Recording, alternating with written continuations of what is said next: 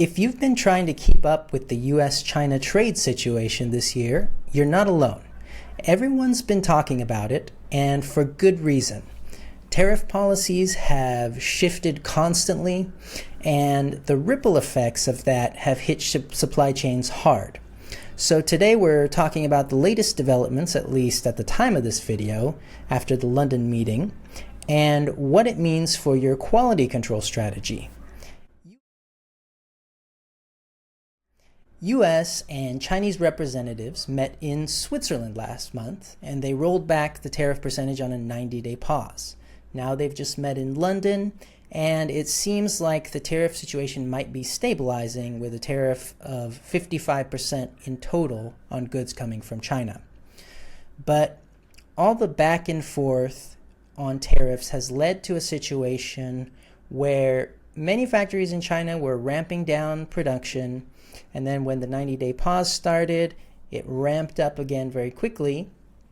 And all this activity has created some risks that affect quality management. As importers have been working to get out as many China-based orders as they can, they've been thinking about the uncertainty of what happens next. With all that being said, Andy, how has this pause affected quality management, and how should companies be thinking about inspections and quality right now, given everything that's happened so far? Tariff whiplash seems to be the theme this spring, and one of the issues that our clients are concerned about is that their factories maintaining quality. As everybody looks to cut cost to absorb, or even if they pass along some of the tariffs to consumers, they're concerned about the factory using inferior or cheaper raw materials and components. When factories shut down, many sent workers home on leave, or they were idle, and some employees left to find other jobs.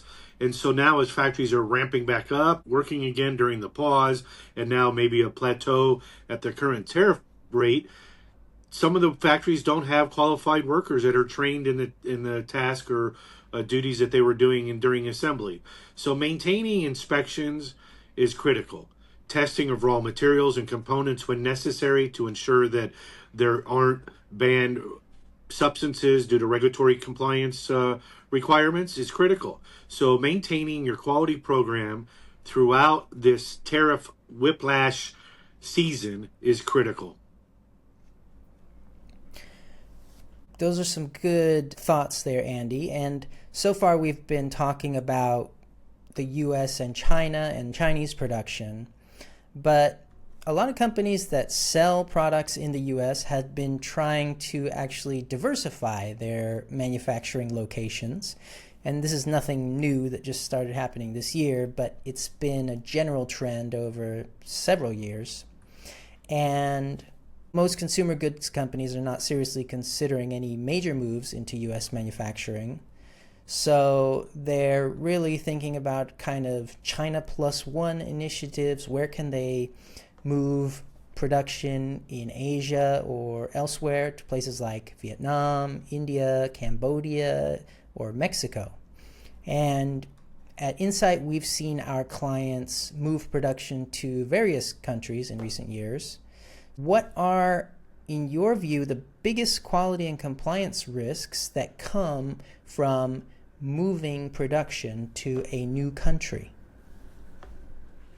There are numerous risks in moving production to a new country and a new supplier, and among those is the factory not having experience producing product for the U.S. market. There's many regulatory compliance issues or regulations that you and your factory need to be aware of when importing product into the United States. And if a factory is not aware of those or doesn't have experience importing and making product that's going to be imported in the U.S., then there's a lack of knowledge that is concerning. It can be overcome through sharing those regulations and requirements with your factory, maintaining your testing program to ensure that raw materials and components are properly tested, they don't have any banned or regulated substances in them, and maintaining your inspection and quality program. When selecting a factory, conducting due diligence, ensuring that the factory has the capability and capacity to produce your product. A key component there is capacity. Many of these factories are being bombarded by requests for sampling and quoting, and they're reluctant to turn down orders. So as a factory takes on orders, do they have capacity to produce your order? Where you're going to fall in line? Maintaining your inspection program, whether that be incoming raw materials, inline, and final random inspections, or just final random inspections before the products are shipped.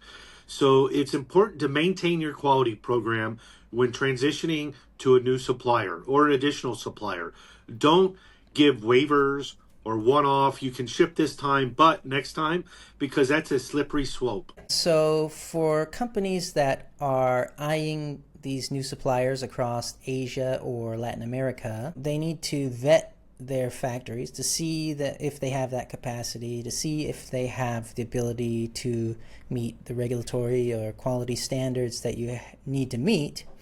And so what should they be looking at? What should they be looking for during the factory vetting process? Conducting due diligence and vetting a new supplier is critical to ensure that your supplier has the capability, capacity, and know-how to produce your product for import into the United States. Some of the things that we look for in our due diligence audits are ensure that the factory has the proper licensing. Or does their scope include the products that they're producing for you? Do they have the ability and legal requirements to export products? Do they have the capability to produce what they say they can produce? Do they have the capacity to produce to your requirements and to your needs? Ensuring that the factory has quality processes in place, not just a quality standard and manual and documentation that's sitting on a shelf, but are they utilizing them?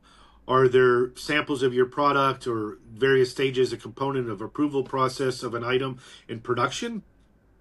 Do they have their internal QC team inspecting throughout the manufacturing process? Just finding a factory is one component to ensure that the factory partners that you choose going forward can meet your needs. Maintaining your quality program is critical when transitioning or adding a new supplier to your supplier matrix. Absolutely, Andy. That being said, talking about the tariff policies seem to be changing constantly. It seems that things have kind of stabilized a little bit, but we can't really be sure if it will really stay that way.